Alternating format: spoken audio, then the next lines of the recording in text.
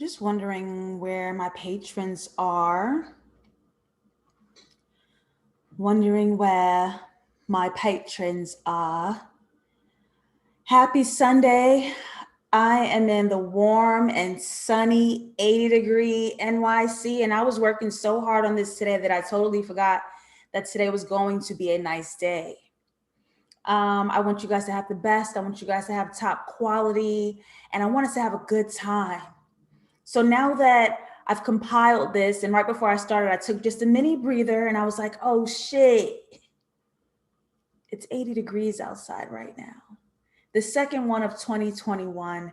And I know me, when we're done here doing what we have to do, I'm going to go to my rooftop. I'm going to sit in the sun and I'm going to get brown. Like my foundation don't match anymore brown, okay? I just moisturized. I am going to top with a little sunscreen. But after this, Tasha's sitting outside like the bad bitch is supposed to. Hello, welcome to a Dissection. I'm your host, JustLatasha.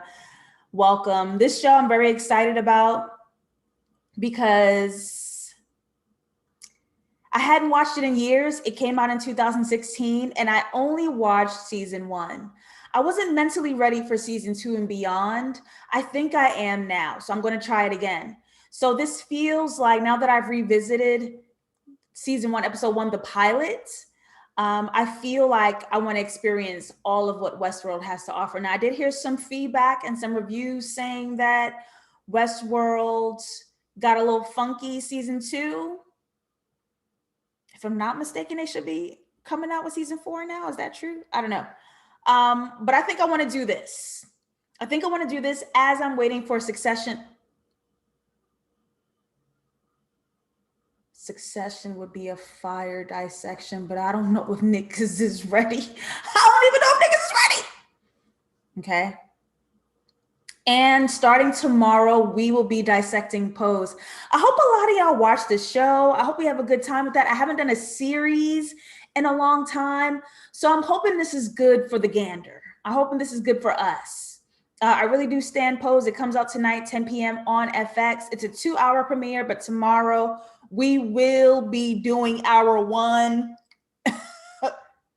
Hello? We're only doing hour 1.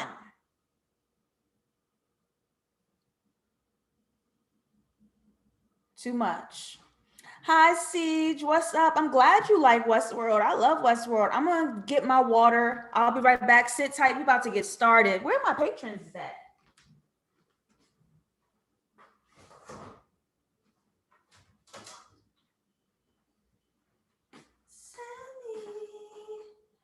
Send me into orbit.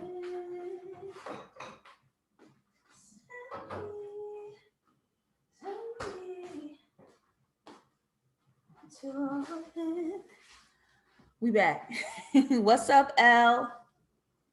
Do y'all watch Westworld? CJ watches. L, do you watch Westworld?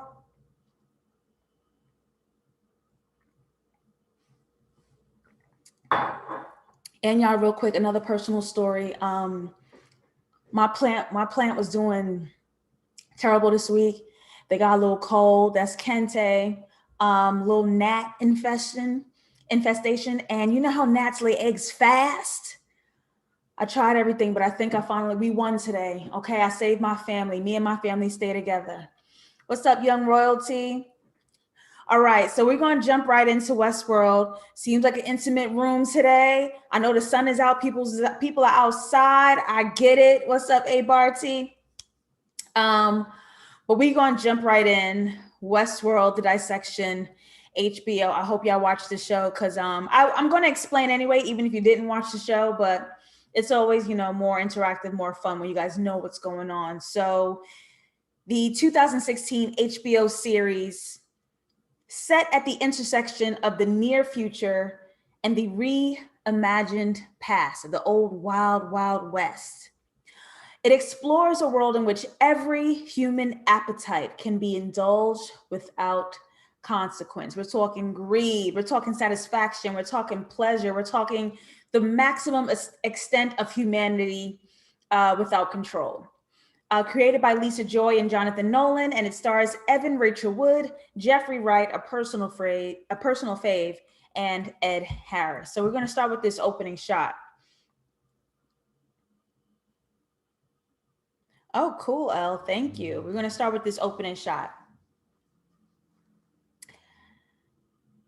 Dolores is our main character. It's who we'll be following in this episode as the world begins to expand. We have two worlds to learn because it's taking place in the future, but in this future fantasy world, they are embarking on a 5D excursion to an old world in the form of a video game. So right here we have Dolores. She is a part of this game. She's a robot in human form.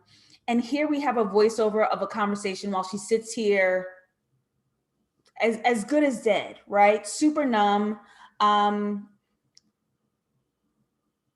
this is bringing this robot Dolores outside of the Westworld fantasy into the human reality where the game controllers work. So she's here, and in this reality, she is speaking to an anonymous controller. Dolores here is naked, she's faceless, she's voiceless. She's powerless and under complete control, under the hand of authority.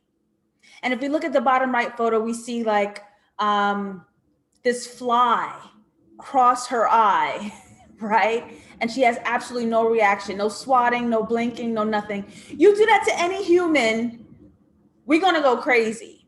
But this fly crosses her eye and we can tell, okay, she's not human at all. And right here, we're already getting into some colors, the black versus the white. Now I'm going to describe black versus white just a little bit later, but for right now, I just want you guys to take in all of the visuals and everything that's going on. So let's dive into Westworld, this fantasy world where Dolores and her ilk reside. Why do rappers like that word? Rappers love saying, yo, ilk.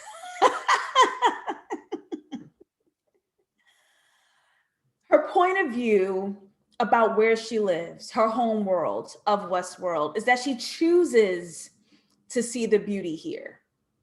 There is order and there is purpose. Now, in her character, she does the same things every day. She wakes up with daddy. She go outside a little bit. She does all this stuff, okay?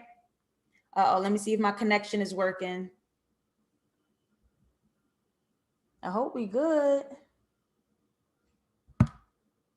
Are we okay? Why does it have to do this today? What is up?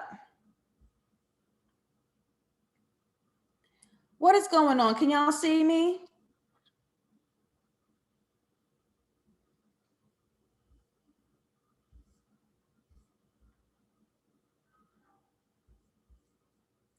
Let's see.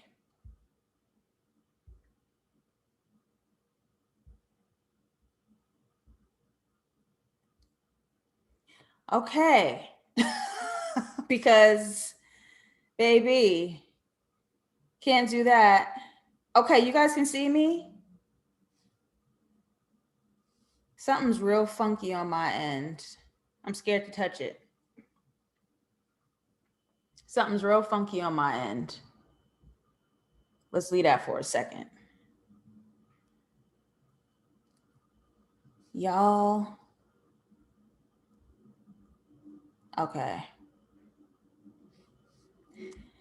So she loves Westworld because this is filled with order and purpose. She has her routine. She's going in, she's all right. But as we can see, as she's walking through her home to the outside, there's a shadow. There's a reflection, right? And that alludes to a secret identity. Something from within her is going to be discovered. We're also behind her, right? We can't see her face from this point. We can't really get into the truth of who she is. Something is to emerge. And this is very specific because she's getting ready to pass through this door to the outside, right? So she's going from one place through a portal into another place. She has these stripes on her wall, which we know when we see these lines and we see these stripes and we see these grids, we know there's something really imprisoning. And when we met her, she's under complete and total control. So you can imagine what two worlds she'll have to deal with. You can imagine what freedom is or isn't for her. You can imagine the change that we can suspect is coming for her character, as many characters across this series, right? We're exploring the theme of freedom. Robots look and feel like they got free will, but they're heavily designed and scripted from the human control of this game. And when the humans from the outside world get to visit Westworld and engage with these robots, their innermost desires and demons come out to play, right? No punishment, no consequences, no rules. You can imagine what people really want to do when they really want to do it, okay? So the opening shots before we get here, if we look to the bottom right, how we met her in the beginning in this dark void, we see the black and the white, to her waking up in Westworld in her home, surrounded by white, eyes closed, until she's coming down the stairs, passing through the door and heading to the outside world. She's passing from the dark to the light. This will be a metaphor moving forward in this series and in this episode. She's going very eyes wide shut, right? When she's in this dark void, her eyes are open, but she's completely numb and just regurgitating that script that she's programmed to do. When she wakes up and has autonomy, she begins with her eyes closed. So she's not really seeing the strings and the realities being pulled here. So is she, as she says, choosing to see the beauty in Westworld? Let's meet another character. We have Teddy. This is Dolores's man, okay? He come in fresh every morning, holding it down. And he's coming to get his girl, horseback, train, all of that. He's coming to get his girl. And as Dolores is still speaking in this voiceover to this anonymous controller, she describes newcomers. The newcomers are guests who visit Westworld. And as she's describing these newcomers, we see this handsome man, Teddy, and this is a total misdirect. And when we watch bad movies together, y'all know I say misdirects and reveals have to be very specific. Make us understand something first, give us like a little lie, and then reveal the truth later. And this was done incredibly, because as she's speaking of outsiders, visitors, guests, we see Teddy, so our brain goes, he's an outsider. When actually this voiceover is pointing to the guests sitting in front of him on this train, and they're not talking about Teddy. Teddy's one of the Westworld robots. This also plays into a color misdirect. So let's finally break down the black and white. So when we met her outside of Westworld, she's in this dark void. She's sitting in blackness, right? That represents the human world. That represents our reality. That represents what it is. That's where she's numb. That's where she can't see. When she wakes up in Westworld, we see these white linens, these white sheets. And white represents the fantasy world of Westworld. So this misdirect really plays in hand, even in color, because when we see her, we know she's a robot, she's fake. And when we see Teddy, he's in darkness, he's dressed dark. So we think these two are total opposites, when that's not true.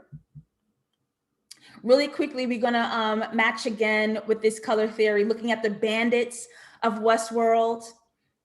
So even though robots are not always going to be dressed in white, they're always engaging in something white. And if you guys look at the episode or look at the series, you'll be able to better see who's a robot and who is human by which colors they engage with. So these bandits, they're dressed in black and brown, but they're always having this milk, right? This milk marks their victims, their kill, X, Y, and Z, but they have to engage in a white item to show that they're robots of Westworld. Even looking at the way one of these robots died, mirroring the sleeping Dolores as we met her in the beginning, right? And in Dolores's script, in her narrative, when these people come to visit, every night, these bandits come and kill her mama and kill her daddy. And her cowboy boyfriend coming in from off that train saves the day until we meet a villain. dressed all in black and joining them in this repetitive narrative, this repetitive script.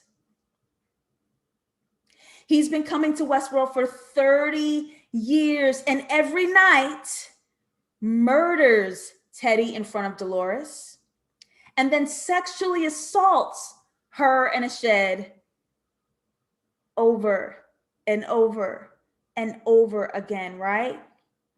So remember that opening shot. Look at the bottom left. Remember that opening shot, how she's sitting sort of under this halo, this circular light, representing the cycle, representing the repetitiveness of their everyday lives. They're robots who enact this story, and humans are going to come and play and go home. They are stuck in a loop.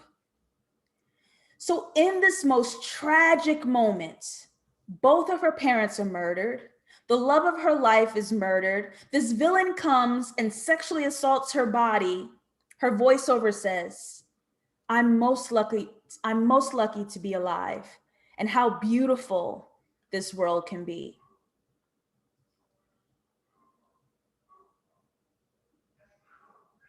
And even in this visual, when she's having this super traumatic moment, she's sitting in the dark, engaging with this human from the outside world, but he had these two white lights behind her, right? These white lights being parallel literally of her eyes. She's in the dark, but will eventually have her eyes opened. And how this visual really wraps up that metaphor of this eyes wide shut mindset. Y'all, I am so worried because I'm trying to see your comments. I'm trying to get this video to work. And for some reason, something is going so wrong. And I'm not sure what it is. And I can't tell if I'm streaming to you or not. And I don't know what's up. So it's making me a little worried. Like I'm trying to focus, but it's just like, it's all over the place right now.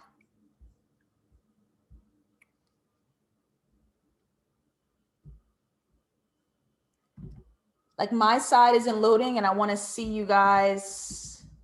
I want to see your questions. I want to see what's going on.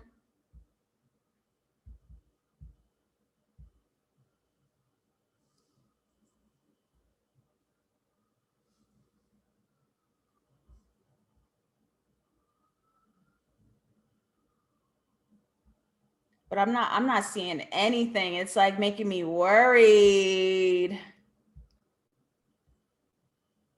This is like kind of crazy. This never happens, huh? Okay, still on. Cool.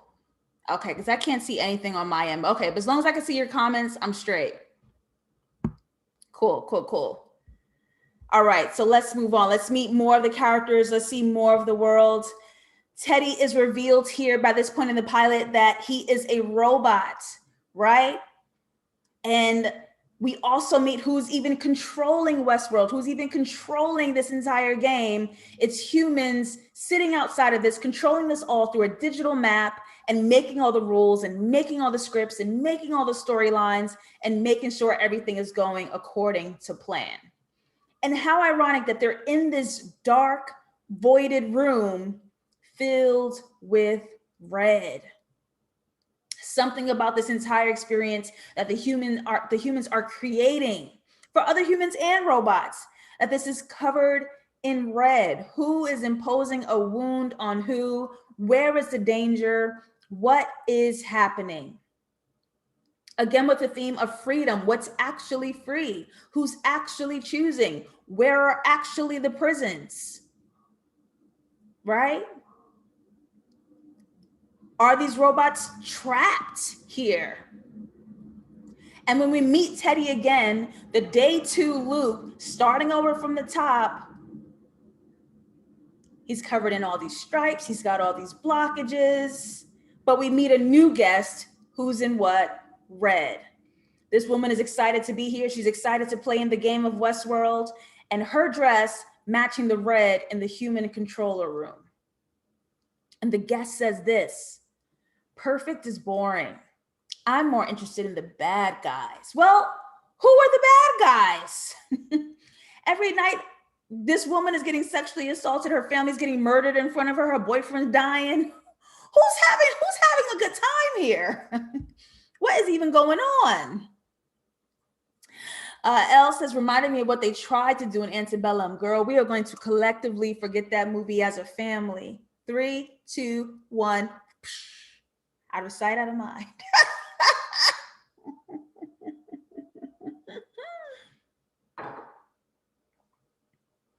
Yes, Antebellum could have been so fire, but what are you gonna do, huh? What are you gonna do? Let's meet another character. We meet Bernard, played by Jeffrey Wright, the head of programming of Westworld. His job is to oversee the entire Westworld program and the functionality, to repair all the robots, to run the order of operations, and he is the right hand to Ford, the creator of Westworld.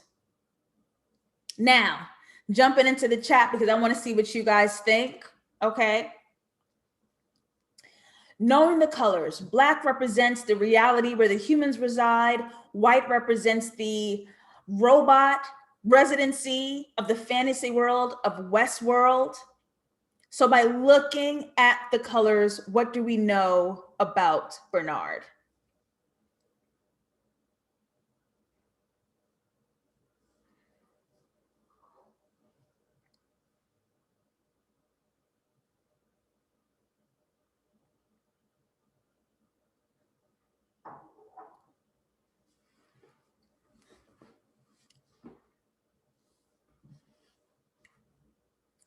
Knowing what black and white represents, what do we know about Bernard?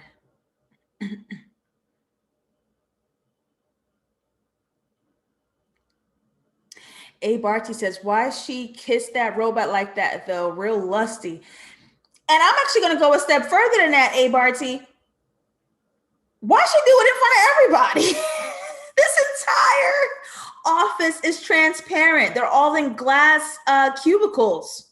So she looking around like nobody can see her ass, being weird. And this is also set hella far in the future. I know they got security cameras in places you ain't even think to look. So they synced you. When you thought they wasn't seeing you, they synced you. You gonna kiss on that thing at work? In front of all the damn, in front of everybody else working next to you? Imagine looking over at your coworker and they over there kissing on a robot. You will be like, ma'am. Ma'am.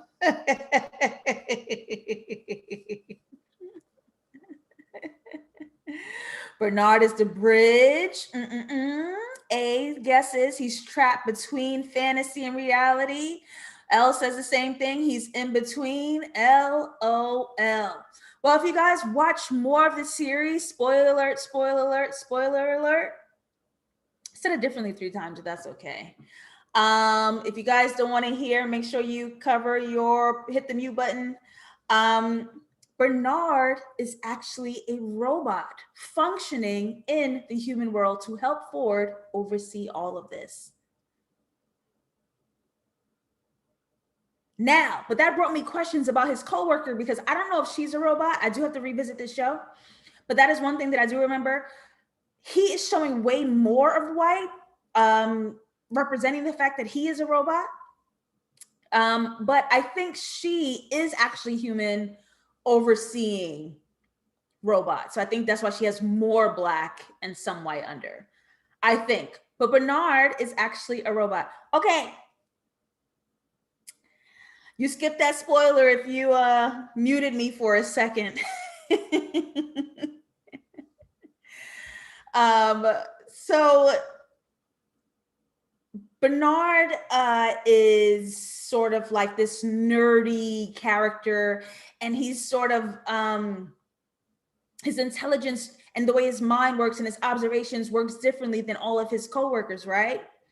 So he notes how beautiful it is that Ford is making these updates to the robots and making these minor changes that really mock very well their humanity. He likes the way this prostitute moves her hand now or strokes her face now. Like he really admires that. So Ford is even going so far with these updates as to even start allowing robots to have memories.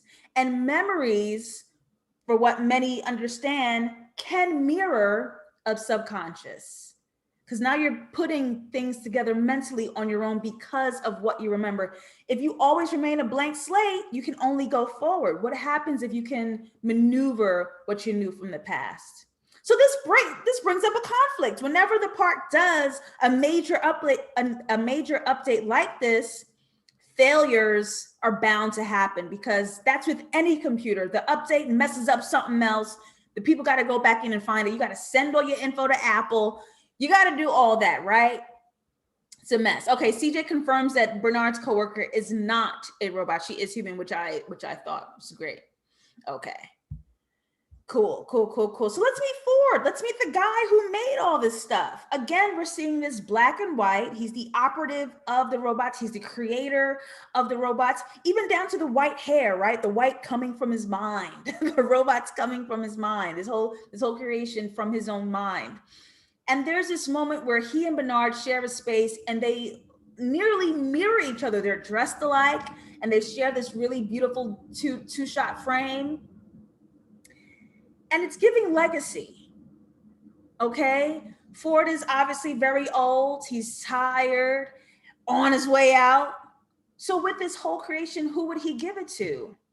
Who's going to hold all this information and keep the integrity of the program intact? This is giving legacy down from Ford to Bernard. So knowing what we know about the colors, knowing what we know about stripes and how we feel about that, this is Ford sitting amongst one of his creations, this really messed up cowboy, and thinking about the theme of freedom. How do we feel about this shot?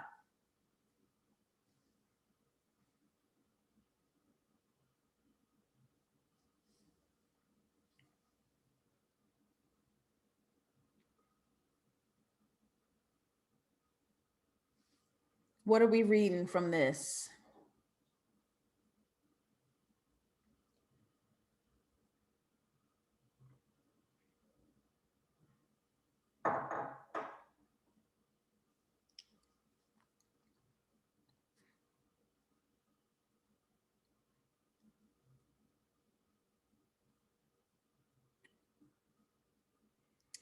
Ooh, L, say that. L says he created his own prison. This idea that was supposed to be an experience for humans to control robots and to sort of mirror the creation of a new humanity, this bubble is about to burst. Yes, he imprisoned his own creation. This bubble is about to burst, and he's very much in the cage with him. He's very much in the cage with him. And it sort of happened like that with social media too, if you think about it. Like, it was supposed to be just people sharing their thoughts, people sharing their photos. But what humanity has made the internet, the social currency we've demanded from each other, companies can't even control it anymore. They've lost full control over how they relate to us, how they speak to us, how they can sell to us, because social media has eradicated the need for people to tell us what's cool. We've actually reversed the power on these corporations and start to tell them what's cool. And we go viral, and they can't keep up with all of the changes that this bubble has created. So Ford's in some hot water here, okay? Well, let's see this first malfunction, because this update is causing problems, right? We meet the sheriff who's taking these humans out to go hunt a bad guy in the hills. And in this adventure, he completely melts down, right? After this program update, we learned that 10% of the park who has this update can expect more problems. This is just one out of the many they're suggesting will happen in the future. So it's already happening. We have another interruption in the script, right? Dolores's father, a robot, encounters a scenario.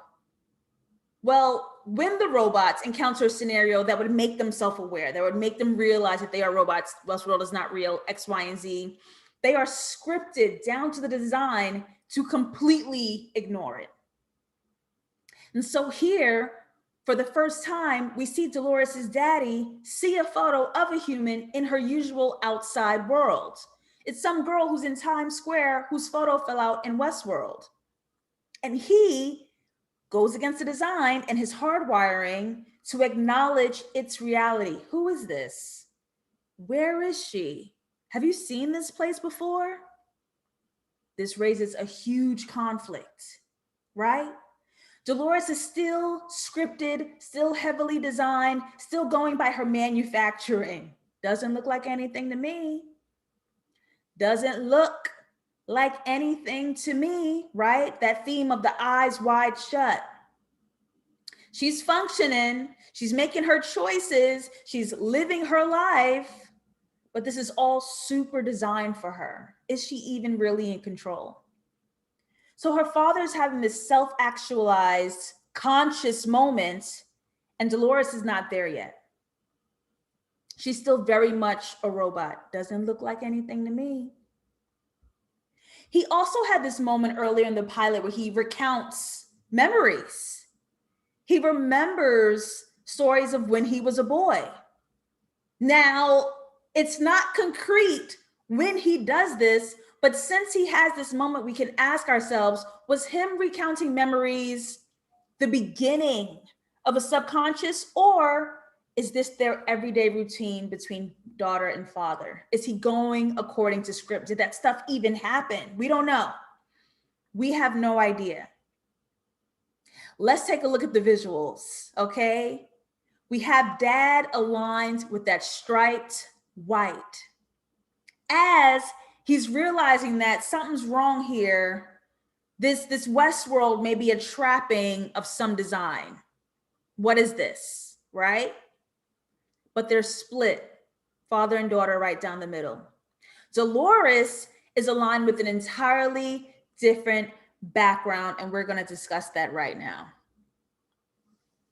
Elle says, the fact that people would actually choose to vacation at a place like this. Hey, Mara, what's up? Who says loves this show? Elle, I'm not even going to hold you. I will go. I would go. Also, did y'all see Trevante in this pilot? Okay. And you know what's really funny is that I saw the gif of the meme of him. People tweet it sometimes as a meme, and he's shirtless and he's dressed as a cowboy and he's doing like that funky walk. I had no idea what movie that was from, and it's from this episode. I was like, look at his humble beginnings as like this little nasty ass cowboy sleeping with prostitutes and drinking whiskey down. Like, I think I would love this because it's not about like murder as it is just this full sensory overload of being in a shoot 'em bang bang, and you don't get hurt, which is my favorite part. You go on adventures. I would really love, and then you go down to the bar and they having a whole shootout outside. I would love this. I would have a good time. Now, here's my thing. I don't understand how people were sleeping with the robots, because you know what? After the end of the night, when you're sleeping with a robot, the human controller's got to clean it out. Like, you left your mess all over a robot. Like, that's so nasty. And then I'm sure there's got to be security cameras everywhere. I don't want nobody see me bust it down and wide with an unhuman thing. And then you're leaving your mess all over a robot. Like, it's just, I don't understand. I couldn't get down with that part. I know the men do. Men don't give a fuck about nothing. CJ Chavante Pasta, like really, really quick. So let's talk about the visuals behind Dolores, because there's more colors here than just black and white. We're starting to see a bit of blue and green. So let's start with the blue. Because what I noticed while watching this pilot is that both Dolores and Bernard are dressed in blue. Bernard is always in like a really dark space, so you couldn't quite see it, but in a very particular moment, his tie is blue. The way we see Dolores dressed in this blue dress every day, right? And I believe what blue represents is the The robot's direct connection to Ford. These are his personal favorites. These are his chosen ones. These are his babies, like his extension of like his original work. And what we learned in this pilot is that Dolores was one of the first, or she is the first robot created in Westworld. She's the oldest host. She's been repaired the most times, and she gets so much care as one of Ford's pieces that even though she's the oldest, she's like brand new. And if you see how close Bernard is to Ford, he's like Ford's second mind. These are Ford's connections, right? So let's look at the color green. And we've been seeing green whenever the humans are looking at their digital map to kind of organize and orchestrate Westworld. So what I believe green represents, and this is up for other opinions as well, I believe that green represents the robot community. And so here's how I think it's all intertwined, because I think the colors would mark the different intentions between the characters. So not only is Dolores a chosen Ford favorite, blue, but as her father is trying to wake up her consciousness, she can't do it because she's still very much aligned with the robot community. Okay? So the desires between robots, humans, investors, the corporation, the management, even though it's humans versus robots, there becomes crossover as the series goes on. Sometimes humans and robots can switch their intentions. Like Dolores would be a Ford design, but her mindset right here is aligned with the robot community. Later down the season, she may start dressing in black because even though as a robot, she may start to have intentions to protect humans, or she'll start aligning with red because she wants to destroy Westworld. So I think it'll sort of start to switch up and match up that way. But that's what I'm seeing here right now. Do y'all have any takes?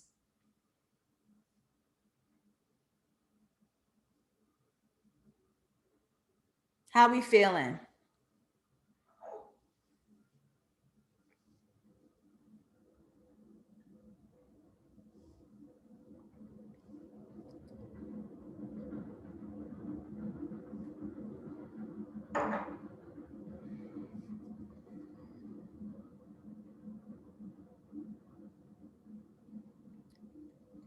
All right, I think we're good to go.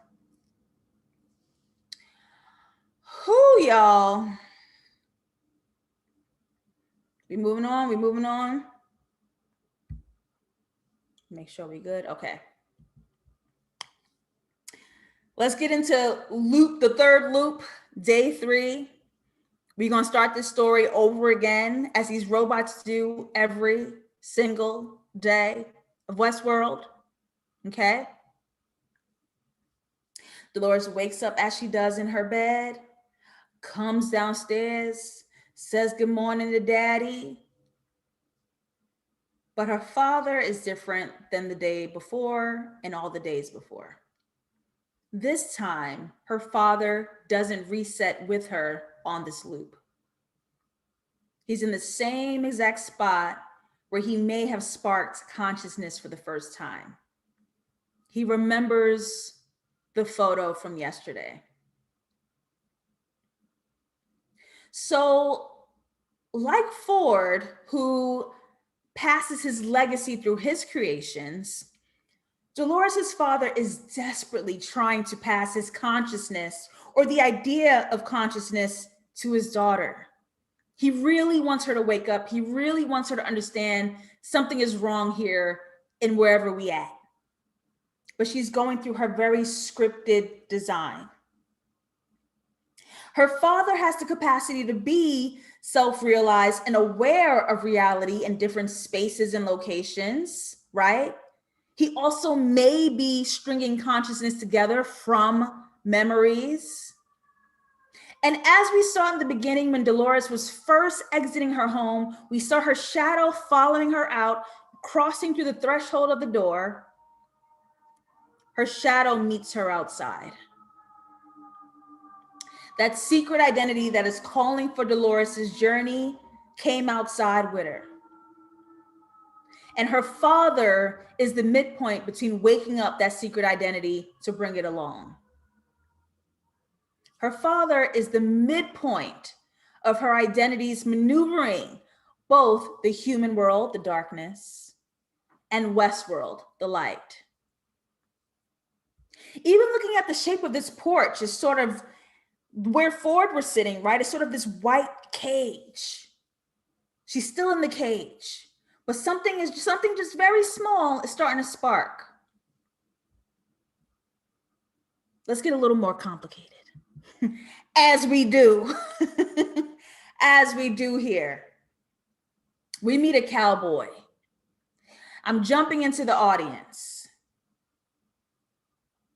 Elle says enabling their memories just seems cruel. Imagine constantly reliving this traumatic day. Oh, as Dolores does. She has the most traumatic storyline out of everybody. And she relives it every day with the most kind, pure, beautiful heart. She sees beauty. She chooses to see beauty in a world that many don't. Every day. So we meet this villain from the mountains, right? He's on the wanted posters. He comes into town, and I'm jumping into the chat here. I want us to take a look at this cowboy and dissect what the hell he doing here. Dressed in black, red boots. He came in riding on a white horse. He was covered in this red blanket, hiding his face, hiding that identity. He's on a white wanted poster. And when we first reveal him, he's shot against the blue sky. So let's remember what all the colors mean, right?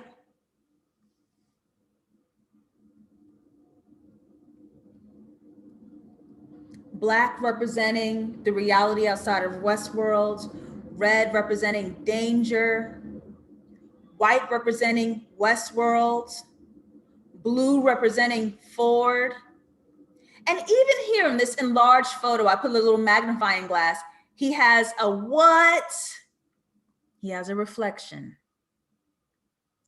So what do we dissect from this character? What is he here to do? What is his purpose in all of this? Elsa, that's too many colors now.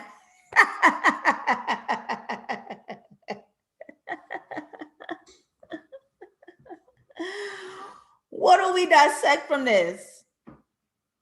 Black, human. White, Westworld. Blue, a creature of Ford's design. Red, what reds do.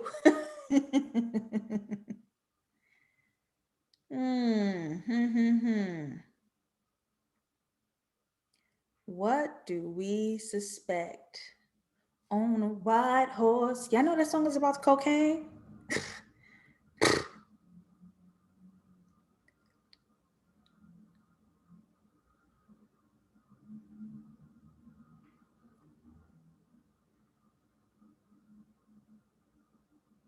How we feeling?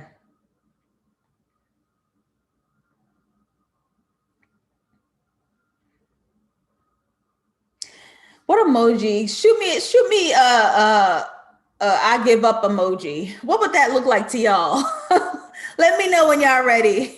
Shoot me an I give up emoji. Let me know.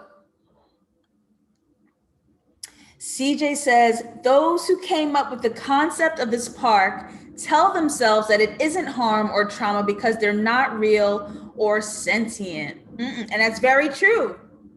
That's very true. Guilt-free evil. The evil part of the human mind in robot form. Mara says, I always saw him as pure danger, never dug deeper. He is an enigma, isn't he?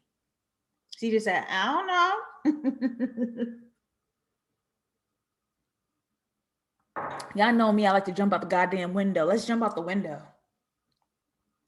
Here's what I'm piecing together. I believe he is a robot.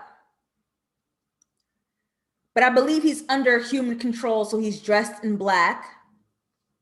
But I believe he is a robot because he's dressed in black, entering on a white horse. So he's by human control in the operation of Westworld. But when we saw him, he was shot against the blue sky. So a robot, black, sent by Ford, blue, to disrupt the program, red, that he created, white. I think Ford at this point has foresight on this arising conflict that Westworld is spinning out of control. I think Ford here realizes that there's something that's out of control of the humans now that's bubbling up in the robots, though he hasn't said it. And by this point, he has so many investors behind it. He has so many rich consumers and guests coming in to spend money on this place. It's too far gone and too many people involved to completely shut down. So I think he's trying to infiltrate it to have it destruct upon itself. I think he sent this cowboy in to fuck shit up and destroy Westworld from the inside, like a virus. I think he tried to input a virus into Westworld. Yeah, I said, I tap out.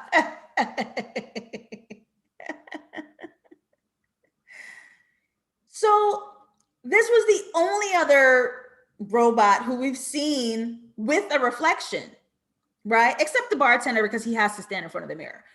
But like Dolores, this cowboy has a reflection representing a hidden agenda or identity.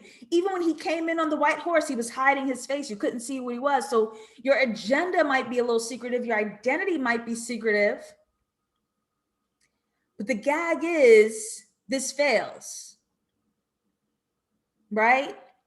This is a game to the humans who are on the ground, shoot them up, kill them up, bang, bang.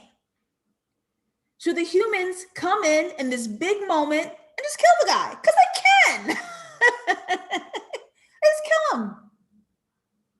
Wow, that was fun. Bang, bang. It was supposed to be this big moment for Westworld, and humans are just clunking around, killing whoever they want.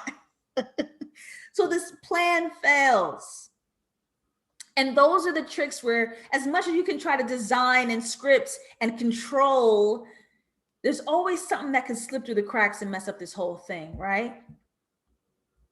Mara says, yes, normally a good guy rides in on a white horse, but he is not a good guy. He is a disruptor, but with a good intention, because something bad is on its way in this world. So the intention was good. This was supposed to be a savior for stopping Westworld in this bubble that's happening, but it fails. Good eye, Mara.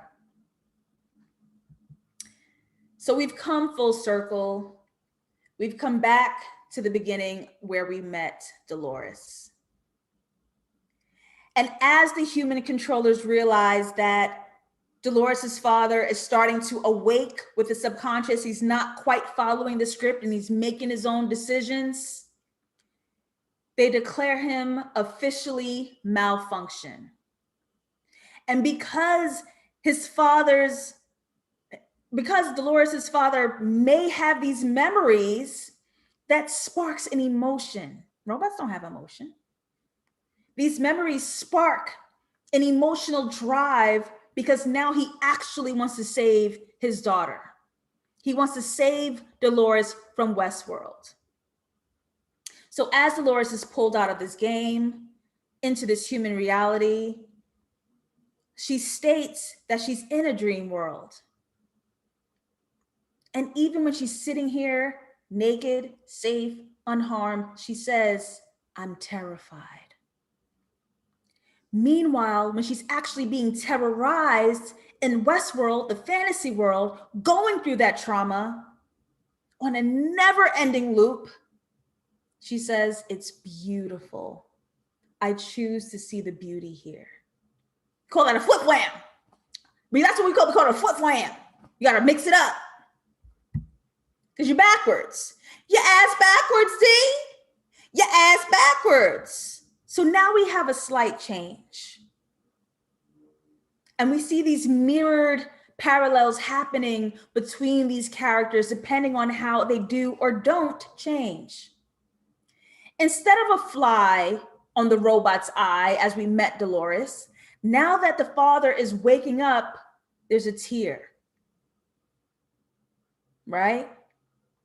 So a fly landing on these unalive humans transforms into a tear which displays humanity.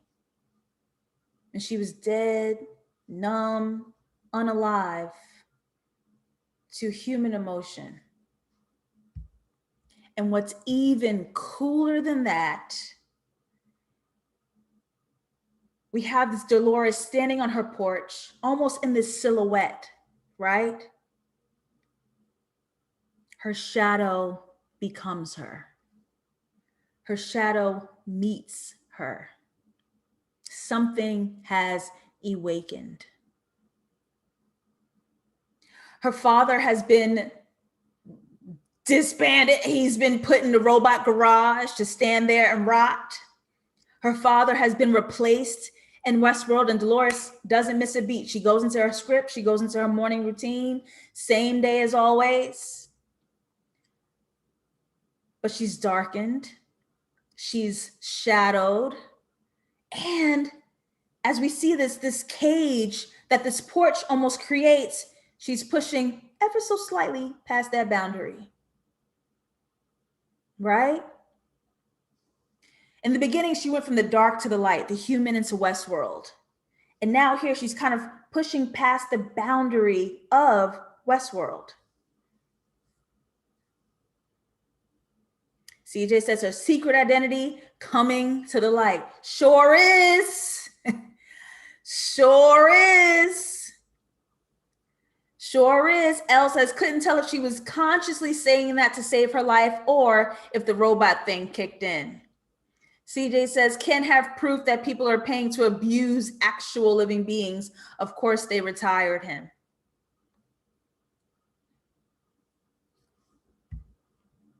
It's how you can kind of get away with it. They ain't real.